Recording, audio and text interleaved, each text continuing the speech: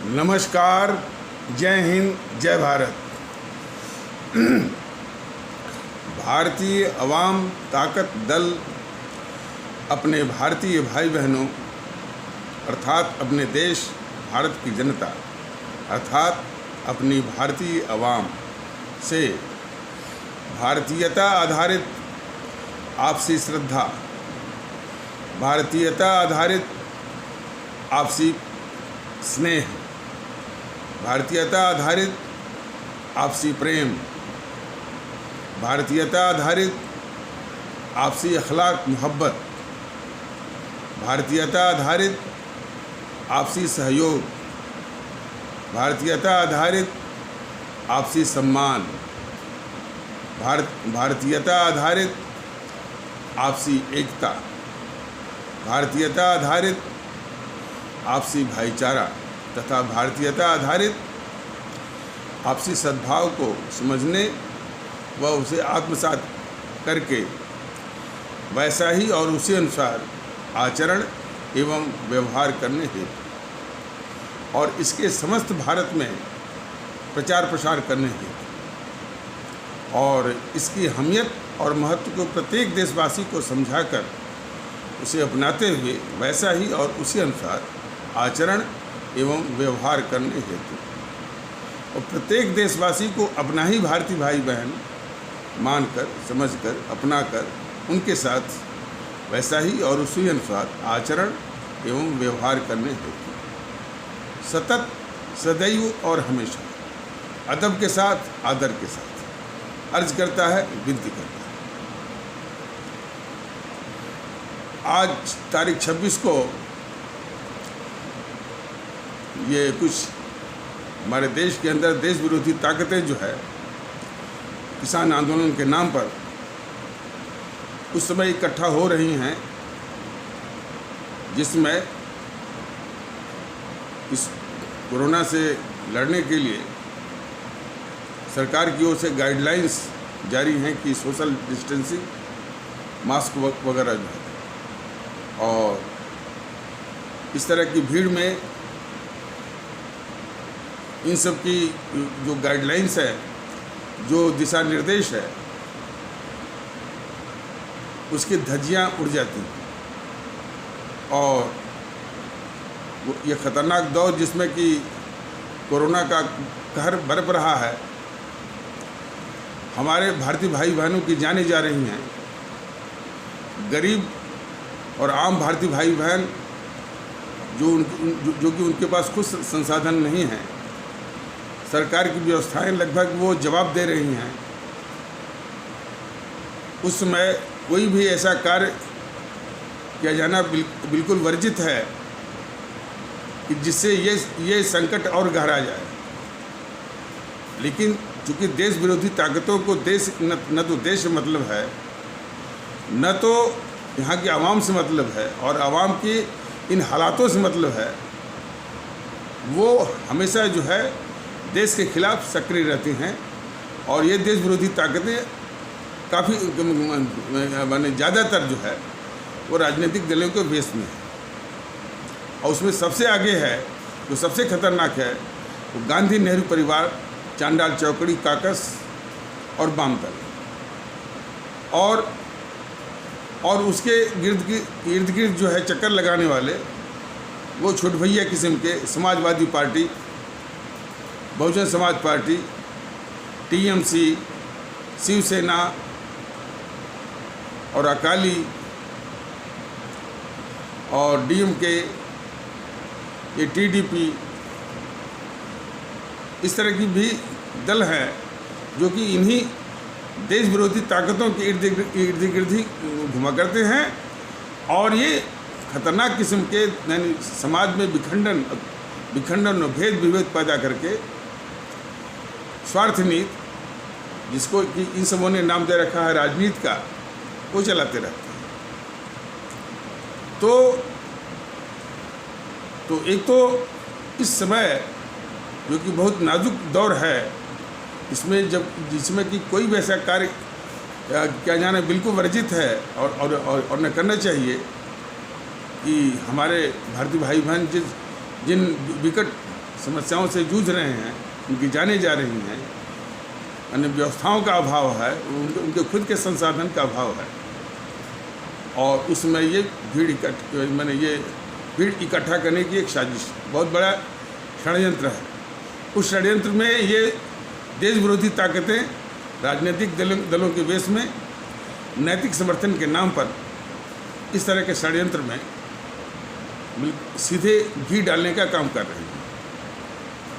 तो इसमें देश के सभी जागरूक नागरिक का कर्तव्य हो जाता है कि वह कम से कम संवैधानिक संस्थाओं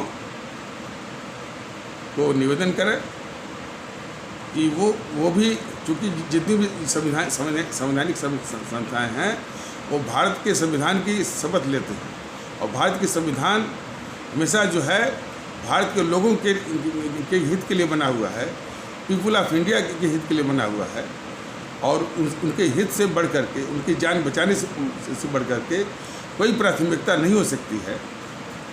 तो इसीलिए मैं भी एक जागरूक नागरिक के हैसियत से मैंने वो चुनाव आयोग से और चुनाव आयोग को याद भी दिलाया कि जो विधानसभाओं के चुनाव के वक्त में जो रैलियां हुई, उन्होंने एक खतरनाक कोरोना की लहर को जन्म दिया। उसमें चुनाव आयोग की सीधी भूमिका नहीं थी, उसकी भूमिका बस यही थी कि उन राजनीतिक दलों को रैली करने से रोक नहीं पाया। तो माननीय मद्रास उच्च न्यायालय ने क्रोध में आकर के इसी चुनाव आयोग पर हत्या का मुकदमा चलाने की भड़ास उसने निकाली। तो इस चुनाव आयोग को भी याद रखना चाहिए कि अब उसका परम कर्तव्य होता है कि जिस संविधान की शपथ लेकर के वो एक संवैधानिक दायित्व निभा रहा है, तो वो भारत के लोगों के लिए है और भारत के लोगों की जान जा रही है। तो उसका कम से कम इतना कर्तव्य तो बनता है कि इस षड्यंत्र में जो राजनीतिक पार्टियां इसको बढ़ावा दे रही हैं और इस आग में घी का काम कर रही हैं, उनकी मान्यताओं को रद्द कर दे। तो ये उसका एक संवैधानिक दायित्व और कर्तव्य बनता है। और इसीलिए मैंने और भारतीय जनता दल ने एक विनम्र निवेदन करके चुनाव आयोग को उसके संवैधानिक दायित्व और कर्तव्य निभाने के लिए जो है निवेदन भी किया है और सचेत भी कराया है। और जो है ये हमारा भी ये कर्तव्य बनता है और हमारे दल का भी कर्तव्य बनता है, और उसी कर्तव्य का निर्वहन किया गया है। और इसके बाद जो और भी संवैधानिक संस्थाएं हैं न्यायपालिका में, माननीय सर्वोच्च न्यायालय और माननीय उच्च न्यायालयगण, वो भी इन राजनीतिक दलों के प्रमुखों को, जैसे जीएनपीसी या कांग्रेस का प्रमुख सोनिया गांधी है और समाजवादी पार्टी के प्रमुख अखिलेश यादव हैं, इसी प्रकार उनके प्रमुखों पर हत्या का मुकदमा चलाने का आदेश सुओ मोटो कॉग्निजेंस लेकर के वो आदेश पारित करें। ये उनका भी एक संवैधानिक दायित्व और कर्तव्य बनता है कि कम से कम हमारे देश के लोगों को, हमारे भारत के लोगों को, पीपुल ऑफ इंडिया जिसके हित के साधने के लिए ये भारत का संविधान बना हुआ है, और जिस संविधान की शपथ ये न्यायपालिका या माननीय सर्वोच्च न्यायालय या माननीय उच्च न्यायालयगण लेते हैं, अब उनका एक संवैधानिक दायित्व और कर्तव्य बनता है कि जो है कम से कम जो है इतना कदम उठाएं कि ये हमारे भारतीय भाई बहन जो इस संकट से गुजर रहे हैं और उनकी जानें जा रही हैं, उनके पास खुद के संसाधन नहीं हैं, सरकारी व्यवस्था जो है लगभग चरमराई हुई है, ऐसे में उनकी जान बचाने के लिए कम से कम इतना संवैधानिक दायित्व और कर्तव्य का निर्वहन करे। तो इस संबंध में मैंने और हमारे संगठन भारतीय अवाम ताकत दल ने विनम्र विनती की है वो न्यायपालिका से कि आप जो है इन राजनीतिक दलों के प्रमुख को यानी heads of the political parties पर हत्या का मुकदमा चलाने के लिए आदेश पारित करें। और मोदी जी को भी कहा गया है कि कम से कम कायरता छोड़िए और आप इस आंदोलन को कुचलिए। आपके पास सारे संसाधन है, सारी शक्तियाँ आपके पास है। और जो ये राजनीतिक दल इस षड्यंत्र में अपना नैतिक समर्थन देने के नाम पर इस षड्यंत्र की आग में घी डाल करके इस देश को झोंक रहे हैं, हमारे भारतीय भाई बहनों को झोंक रहे हैं और इस खतरनाक और नाजुक दौर में अपने यानी राजनीतिक स्वार्थ में अंधे होकर के, राजनीतिक स्वार्थ तो बहुत छोटी चीज़ है, ये देश के दुश्मन हैं, देश के शत्रु हैं ये। तो फिर ये मोदी महोदय से जो कि हमारे प्रधानमंत्री हैं, हमारे आदरणीय प्रधानमंत्री हैं, उनसे ये अपेक्षा भी है, निवेदन भी है कि कायरता छोड़ करके इस आंदोलन को कुचलें और इन पार्टियों के प्रमुखों को देश के बाहर निकालें। और शुरुआत जो है सोनिया गांधी, राहुल गांधी, प्रियंका गांधी से करें, जिनका कि narco test, polygraph test, psycho test, ताकि इनके मन में भारत के खिलाफ, भारतीय अवाम के खिलाफ क्या खतरनाक मंसूबे पल रहे हैं, यह देश को जानना जरूरी है। तो उन्हीं खतरनाक मंसूबों के साथ इनको बेनकाब किया जाए पहले, और फिर एक ही कार्टून में पैक करके इटली भिजवाने का, और इटली भिजवाएं। उसी प्रकार और भी वाम दल हैं, वाम दल का वो डी राजा, सीताराम येचुरी, प्रकाश करत इत्यादि को उसी प्रकार नार्को टेस्ट, पॉलीग्राफ टेस्ट और साइको टेस्ट करा करके, ताकि उनके भी खतरनाक मंसूबे जो भारत के खिलाफ, भारतीय अवाम के खिलाफ पल रहे हैं,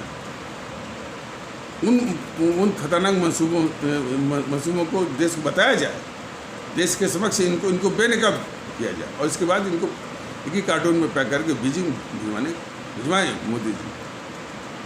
तब जा करके देश को राहत मिलेगी। ये बात अभी संबंध में कोई भारतीय जनता पार्टी का कोई सिखाया पढ़ाया छोट भैया आकर के कह रहा है कि हमको कि क्या हम सरकार चलाते हैं। असल बात है कि ये भारतीय जनता पार्टी इतने स्वार्थ में अंधी, सारी समस्याओं की जड़ में है ये भारतीय जनता पार्टी। ये कहा बराबर, ये एक जागरूक जो है वो नागरिक के हैसियत से ये सारा निवेदन इन संस्थाओं से किया गया है। हम सरकार नहीं वो चला रहे हैं। और एक जागरूक भारतीय नागरिक के माने हैसियत से या उस नज़रिए से ये हमारा भी और हमारे संगठन का भी कर्तव्य बन जाता है कि इन सारी संस्थाओं को वो उनसे निवेदन करें और उनके संवैधानिक कर्तव्य और दायित्व को याद दिलाएं। और इस समय यदि याद नहीं दिलाएंगे कि जिसमें वो जान गंवा रहे हैं, तो फिर कब वो अपने कर्तव्य और दायित्व का निर्वहन करेंगे हमारे भारतीय भाई बहनों की जान बचाने के लिए। तो ये भारतीय जनता पार्टी के लोग और उनके द्वारा सिखाए पढ़ाए छोट भैया जो भेजते हैं, उनको इतनी भी अकल नहीं है कि मैं सरकार चला रहा हूँ या मैं सबसे इन संस्थाओं से निवेदन कर रहा हूँ। और यदि हमको सरकारी वो चलानी रहती तो इतने निवेदन की ज़रूरत नहीं है, सीधे कार्रवाई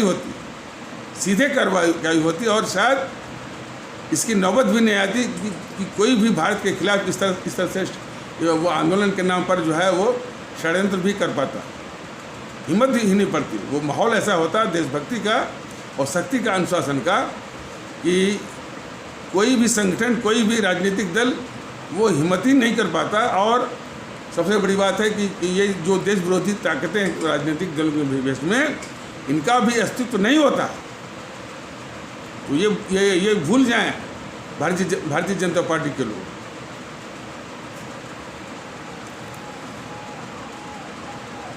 ये जो भारतीयता का माहौल जगाने का जो ये मुहिम भारतीय अवाम ताकत दल और मैं ये जो शुरू किए हैं, और जनता भी इसमें जागरूक हो रही है, आगे बढ़ रही है, आगे आ रही है, इससे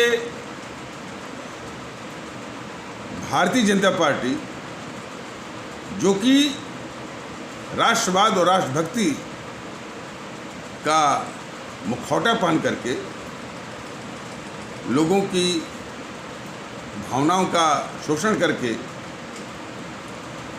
जो है वो चुनाव जीता है और सत्ता हथियाई है और सत्ता का भोग कर रहे हैं। आज जब भारतीय अवाम ताकत दल भारतीयता के माहौल पर, क्योंकि यह देश भारतवर्ष है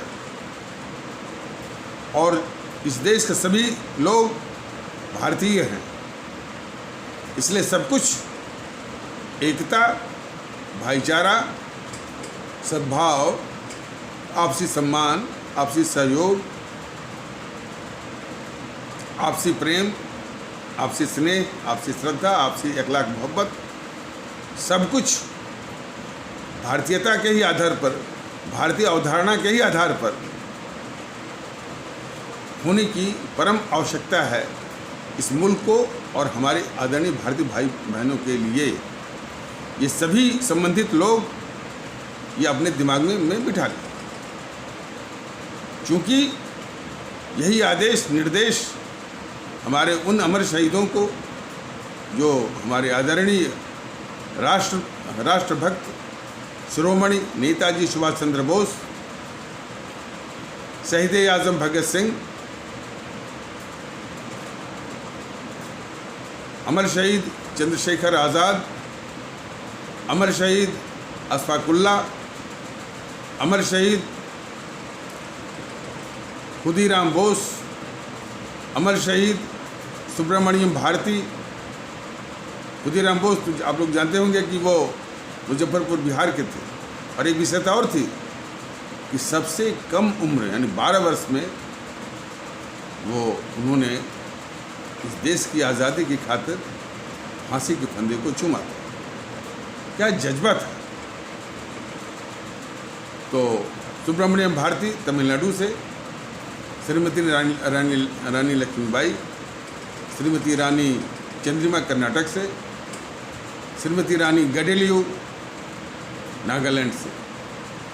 इन अमर शहीदों की शहादत कुर्बानी जिसकी बदौलत यह देश आज़ाद हुआ, उनकी प्रेरणा का मजमून यही है, सारांश यही है, उसका लेट मोटिव यही है कि हम इस देश के लोग भारतीय हैं, यह देश भारतवर्ष है, इसके अलावा कुछ सोचना ही नहीं। और डॉक्टर और परम राष्ट्रभक्त और परम विद्वान डॉक्टर राजेंद्र प्रसाद और उसी प्रकार परम राष्ट्रभक्त और परम विद्वान हमारे बाबा साहब भीमराव अम्बेडकर आज जैसे राष्ट्रभक्तों ने, विद्वानों ने अपने अथक परिश्रम और पौने 3 साल के मेहनत के बाद तैयार किया हुआ जो भारत का संविधान है, वो भी इन्हीं अमर शहीदों के कुर्बानी शहादत की प्रेरणा को परिलक्षित करते हुए अपने प्रस्तावना के जरिए कहता कि हम भारत के लोग, इसलिए हम सभी को और कोई मान्यता मिली ही नहीं है, सिर्फ हम भारत के लोग, हम भारतीय हैं। इसके विपरीत जो आचरण कर रहे हैं, जो भेद विभेद करके सत्ता बटोर रहे हैं, वह देश के शत्रु हैं। यही हमारे सभी आदरणीय भारतीय आवाम समझे, और इसी को समझाने का निवेदन बराबर भारतीय जनता दल कर रहा है। तो ये जो है राष्ट्रवाद का मुखौटा, राष्ट्रवाद का एक मुख्य चुनावी मुद्दा बना करके भारतीय जनता पार्टी के लोग जो है चुनाव जीतना, वोट बटोरना, सत्ता हथियाना और सत्ता का भोग करना। आज जब भारतीय एकता की बात चलाई जा रही है भारतीय आवाम ताकत दल के द्वारा, तो वही इसका विरोध कर रहे हैं। ये हमारे देश के लोग, हमारे आदरणीय भारतीय आवाम इसको बड़े गौर से देखें कि जब देश को एक जब देश को एक करने की बात चल रही है, मुहिम चल रही है, जनता भी इसमें शरीक हो रही है, शामिल हो रही है, उत्साह से आगे बढ़ रही है, तो ये राष्ट्रवाद का नकली मुखौटा पहने हुए भारतीय जनता पार्टी के लोग इसका विरोध कर रहे हैं। इस खतरनाक जो बीजेपी की मंशा को हमारे आदरणीय भारतीय आवाम, आदरणीय भारतीय बहन बहुत गौर से इसको समझे। और ये एक बात और जानना जरूरी है सभी भारतीय भाई बहनों को कि ये जितने भी जब भी ये भारतीय जनता पार्टी के सिखाए पढ़ाए, भारतीय जनता पार्टी के नेताओं के द्वारा सिखाए पढ़ाए छोटे भाइयों को भेजा जाता है, ये कभी भी देश की बात नहीं करते हैं, कभी भी इस देश की जनता की बात नहीं करते हैं, कभी देश के हित की बात नहीं करते हैं, कभी इस देश की जनता के हित की बात नहीं करते। सिर्फ ये कहते हैं कि मेरे मोदी का क्या होगा, मेरे योगी का क्या होगा, मंदिर का क्या होगा, ट्रस्ट का क्या होगा, और जो गोरखपुर में जो है वो मठ का क्या होगा। यही इनका राष्ट्रवाद है और इनके लिए यही देश है। तो भारतीय जनता दल इनको समझाना चाहता है, महोदय ये राष्ट्र नहीं है, राष्ट्र के अंदर एक उसका एक हिस्सा है, राष्ट्र की बात करिए। और ये सब कहते भी हैं भारतीय जनता पार्टी के लोग एक दम्भ के रूप में, व्यक्ति से बड़ा दल और दल से बड़ा देश। इन्होंने अपने कर्तव्यों से कभी नहीं दिखाया कि दल से बड़ा देश, हमेशा जो है देश से बड़ा दल और सत्ता की बात इन्होंने की है। जैसे भारतीय जनता दल ने बताया था कि जितनी भी ये देश विरोधी ताकतें हैं राजनीतिक दलों के भेष में, मीडिया में भी इलेक्ट्रॉनिक मीडिया, ये NDTV, न्यूज़ 24, आज तक, ABP न्यूज़ इत्यादि, और फिर पत्रकारों का एक गिरोह और छोटे किस्म के YouTube टाइप के या मीडिया जैसे the Quint, the print, Karwaan, the wire, और भी जो गिरोह है, तंजीमें हैं, कन्हैया कुमार गिरोह, लुटियन या खान मार्केट गिरोह, असदुद्दीन गिरोह, PFI, Simmi, SDPI, urban Naxals, intellectual terrorist, बारूदी बौद्धिक वर्ग, ये सब जो है भारत के लिए खतरनाक है। लेकिन ये भारतीय जनता पार्टी वाले ये कहते हैं कि भारत के लिए खतरनाक नहीं है। ये जरा इसी को बहुत गौर से देखने की ज़रूरत है। ये भारतीय जनता पार्टी कहते हैं कि ये देश के लिए खतरनाक नहीं है, ये मोदी विरोधी है, इनके लिए मोदी ही सब कुछ है। भारतीय जनता कहते हैं नो नहीं, ये भारत के लिए वो खतरनाक है। तो ऐसा कह करके ये खतरनाक भारत विरोधी ताकतों को विभिन्न रूपों में जो हैं उनके मैंने देश विरोधी पाप को धुलने का ये काम ये कर रही है बीजेपी, ये देश के साथ बहुत बड़ी गद्दारी है। और इसी तरह का तर्क वो देश विरोधी ताकतें भी देती हैं। ये जैसे रवीश कुमार कहता है कि भाई हम लोग हमको देश का गद्दार कहते हैं। मैं गद्दार नहीं हूँ, मैं चूँकि मोदी का विरोध करता हूँ इसलिए लोग हमको गद्दार कहते हैं। तो इनके तर्क को देख लीजिए। और जो भारतीय जनता पार्टी जो तर्क देती है कि नहीं ये देश विरोधी नहीं है, ये देश के दुश्मन नहीं है, देश के गद्दार नहीं है, तो मोदी विरोधी। दोनों का तर्क एक ही जैसा है। बहुत ही खतरनाक खेल और देश के साथ गद्दारी ये कर रहे हैं बीजेपी वाले। और कुछ और भी तथ्य हमारे आदरणीय भारतीय भाई बहन देखें इसको। जब ये मुद्दा भारतीयता का, भारतीय एकता का लोकप्रिय होने लगा तो इनको चुराने की सूझी। और इनके खास करके जितने यूट्यूबर्स हैं, यूट्यूब जो चलाते हैं, उन्होंने कि हम भारतीय हैं, देशभक्ति है, राजभक्ति है, मतलब एक पाखंड के रूप में। ये उनको भी जानना चाहिए और हमारे देश के लोग, हमारे आदरणीय भारतीय भाई बहन भी जाने कि ये भारतीयता का, भारतीय एकता का, राष्ट्रभक्ति का मुद्दा जो है बहुत वजनी है, बहुत भारी है।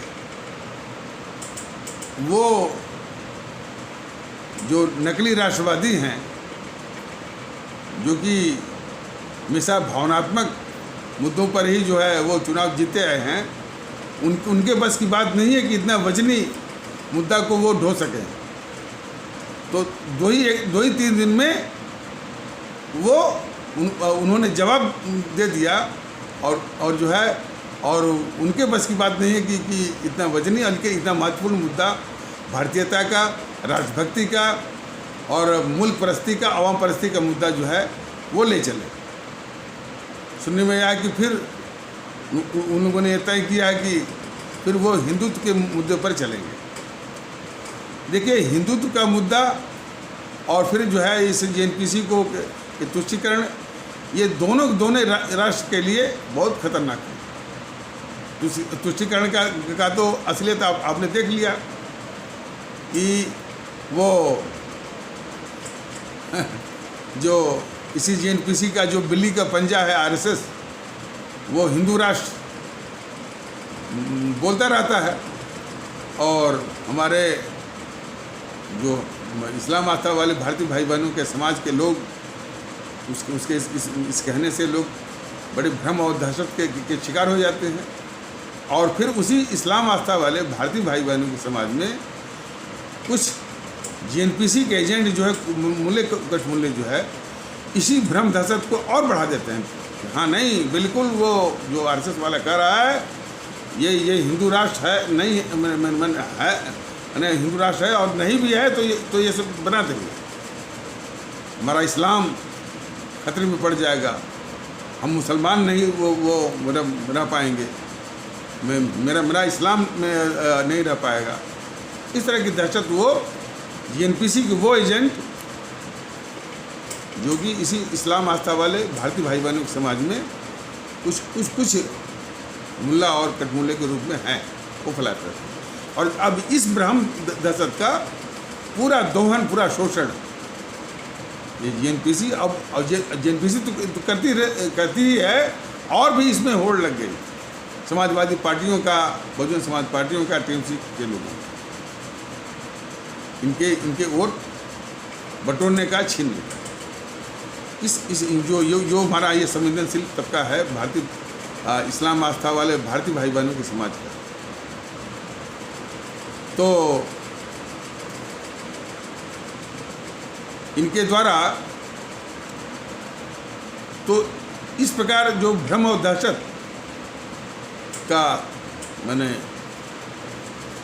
उसके बल पर जो इनका शोषण किया गया हमारे इस्लाम आस्था वाले भारतीय भाई बहनों के समाज का, और उनको वोट बैंक की तरह इस्तेमाल किया गया इस जेएनपीसी के द्वारा, सत्ता का भोग किया गया, सत्ता को हथियाया गया, उसी को तो ये कहते हैं। उसी समाज के लिए ये जिसको तुष्टीकरण कहते हैं ना, उस तुष्टीकरण की असलियत ये है कि यही जेएनपीसी के लोग, खास करके उसका एक कद्दावर नेता, वो तो कहा, लेकिन बाकी लोगों की भी, बाकी जेएनपीसी में लोगों की यही भावना होगी। उसने जो कहा वह जेएनपीसी के अंदर चल रही जो है, उनके मन में छुपी हुई भावनाओं का ही वो एक प्रकटीकरण है। तो वो कहा कि ये मुसलमान यदि गटर में रहना चाहें तो गटर में ही रहें, पड़े रहें, उनको बाहर निकालने की जिम्मेदारी कांग्रेस की नहीं है। और उसी प्रकार उनके मन में छुपी हुई वो भावना भी एक दूसरा गद्दार नेता जेएनपीसी का बोलता है कि कांग्रेस के हाथ मुसलमानों के खून से रंगे हैं। वास्तविकता है। सच्चर कमेटी तो और भी वो पर्दाफाश करती है। तो इस तरह से ये वो तुष्टीकरण और जेएनपीसी के लिए बस भारतीय जनता पार्टी की ओर से ये जेएनपीसी देश के लिए खतरनाक नहीं है, इस देश के दुश्मन नहीं है, नेहरू इस देश का गद्दार नहीं है, वो मोहनदास करमचंद गांधी वो गद्दार नहीं है। अब ये कोई पूछे इनसे कि जिस मोहनदास करमचंद गांधी और ये जवाहरलाल नेहरू ने हमेशा हमारे आदरणीय राष्ट्रभक्त शिरोमणि नेताजी सुभाष चंद्र बोस को हर वक्त जो है उनको परेशान किया हो, उनको अपने रास्ते का कदम माना हो और हर वक्त अपमानित किया हो, वो कैसे जो है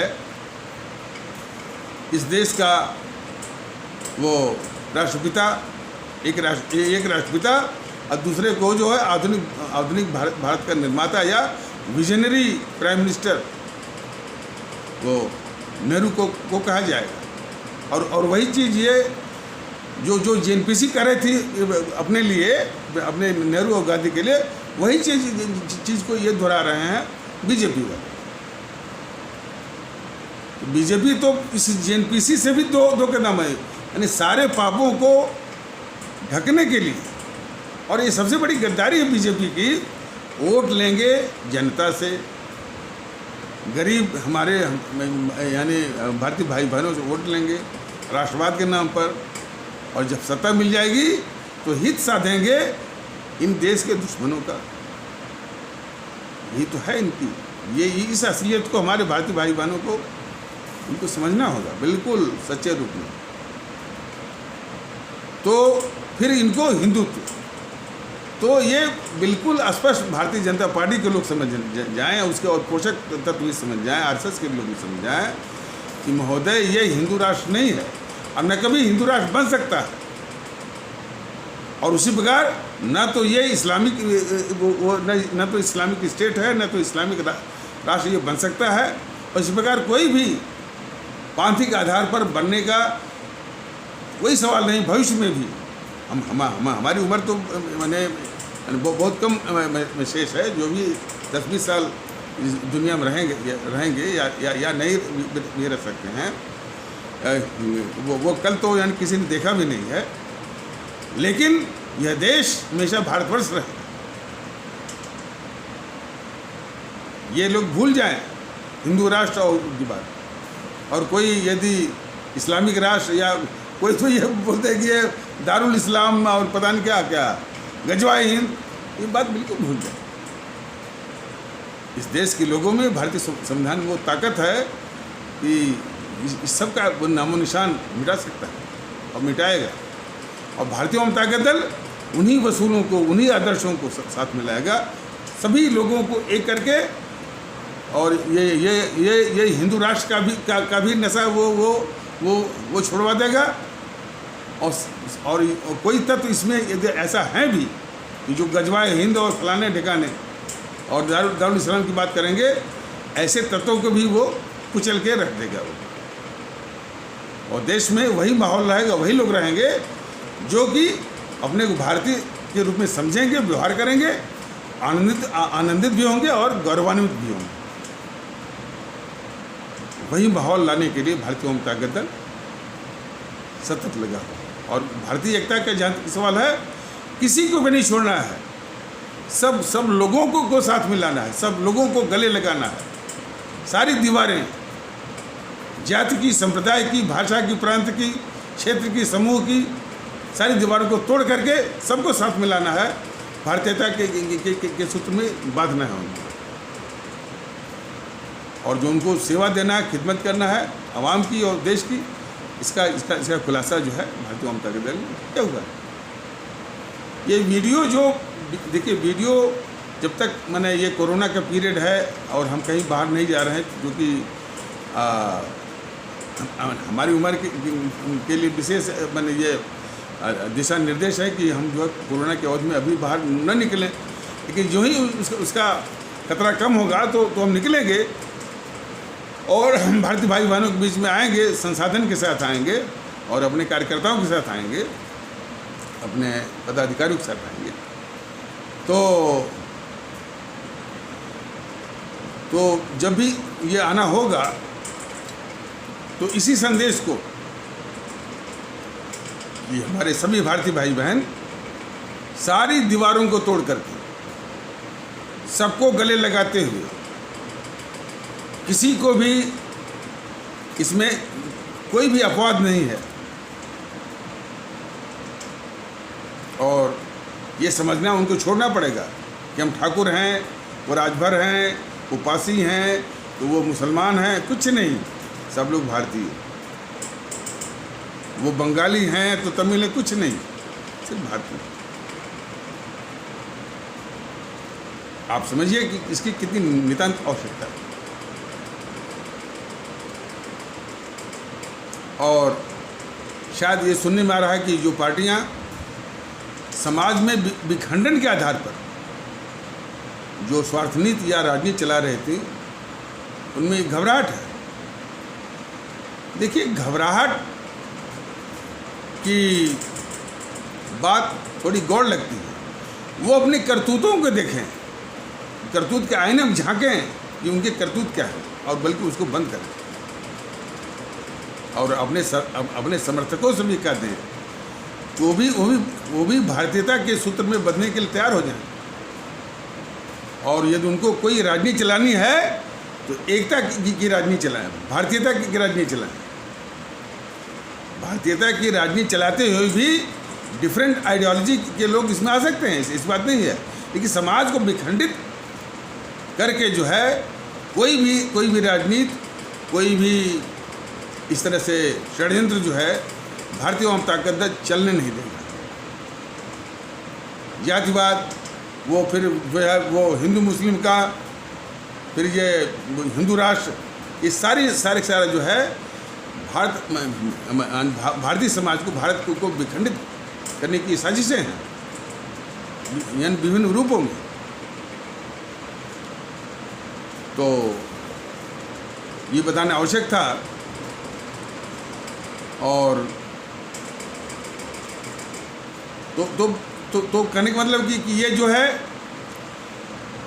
अभी तो मैं घर में हूँ और रेगुलर एक वीडियो प्रतिदिन जारी हो रहा है, लेकिन जब मैं आप लोगों के बीच में आऊँगा तो हो सकता है कि ये रेगुलर नियमित रूप से जारी ना हो पाए, और कभी कभी जारी भी होगा।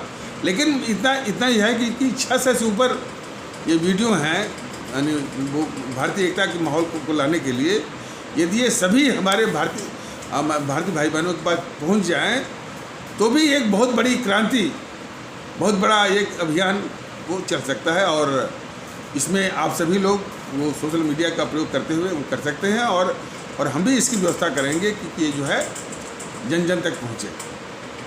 और बाकी इनकी छटपटाहट है, घबराहट है, इनकी घबराहट छबड़ाई इसलिए कि ये छल के आधार पर लोगों की भावनाओं का शोषण करके, सिखा पढ़ा करके कि हिंदुत्व का क्या होगा, उधर भी कोई ये वो सिखाता होगा कि मेरे इस्लाम का क्या होगा, मेरे सिखिज्म का क्या होगा, मेरे ईसाई पर कुछ ऐसे तत्व होते हैं, कुछ इस तरह के कट्टरवादी सोच के होते हैं।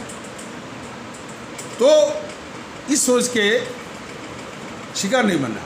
अब तक तो अब तक जो जिस तरह की मैनिया इन सब ने फैलाई हुई थी, जो कट्टरवादी सोच, जैसे कट्टरवादी जो है मैंने इसके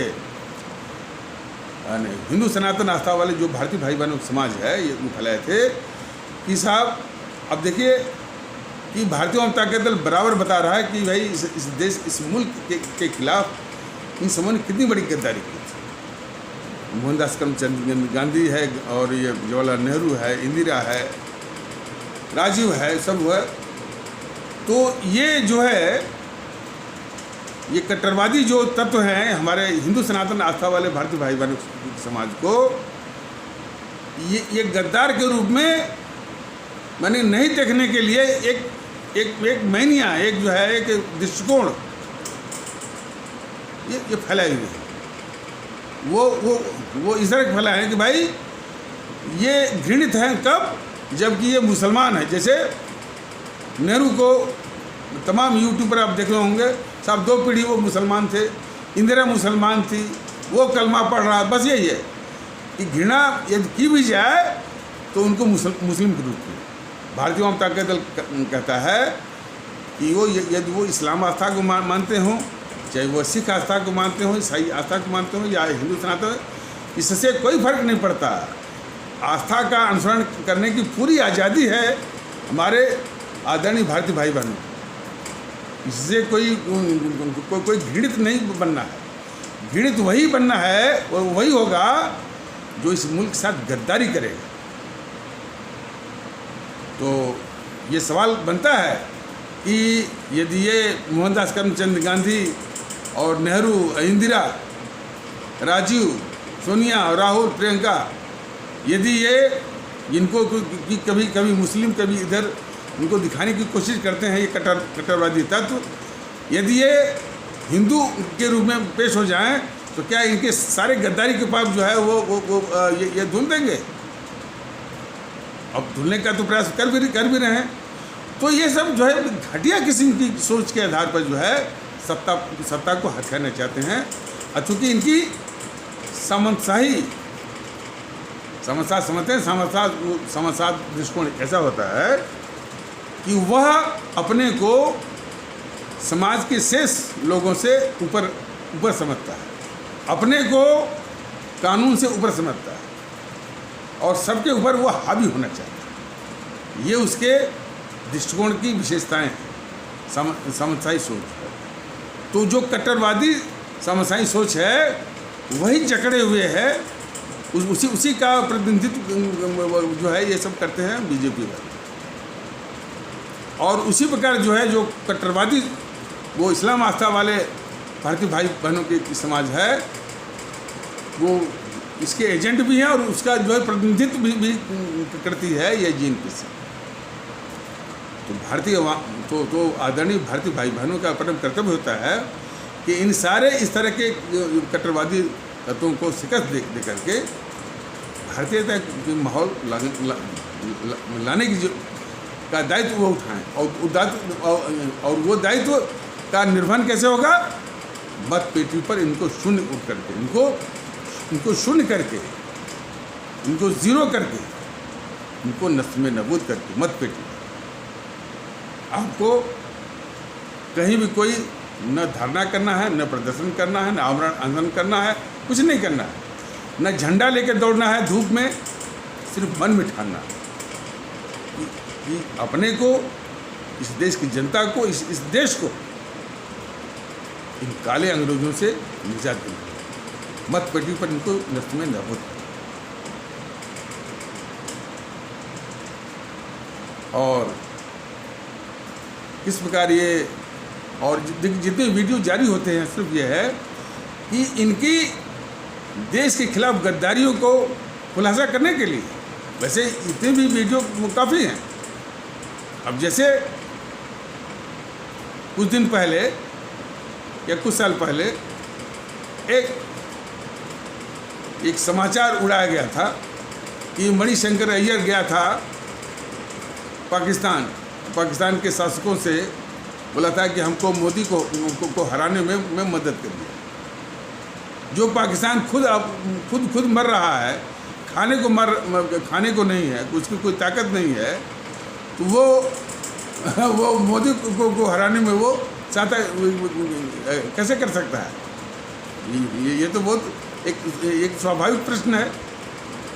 लेकिन जो बातें खुल के आ रही हैं कि वह कुछ ऐसा यानी मोदी को हराने के लिए वो पाकिस्तान के वो राजनीतिक लोगों या शासकों से वो कहने के नाम पर, इसके नाम पर जो असली जिस मकसद से गया था कि उस समय पाकिस्तान में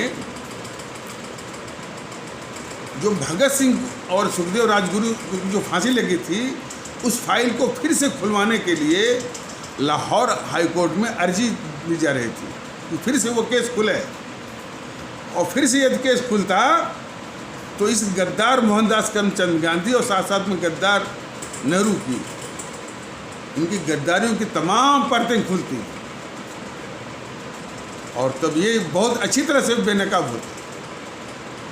तो उस तरह की वो जो इस तरह की जो मुहिम या जो कोशिश चल रही थी पाकिस्तान में, भगत सिंह और राजगुरु और सुखदेव की फाइल खुलवाने की जो कोशिश चल रही है, उस कोशिश को दबाने के लिए, रुकवाने के लिए जो है ये मणिशंकर अय्यर गया था।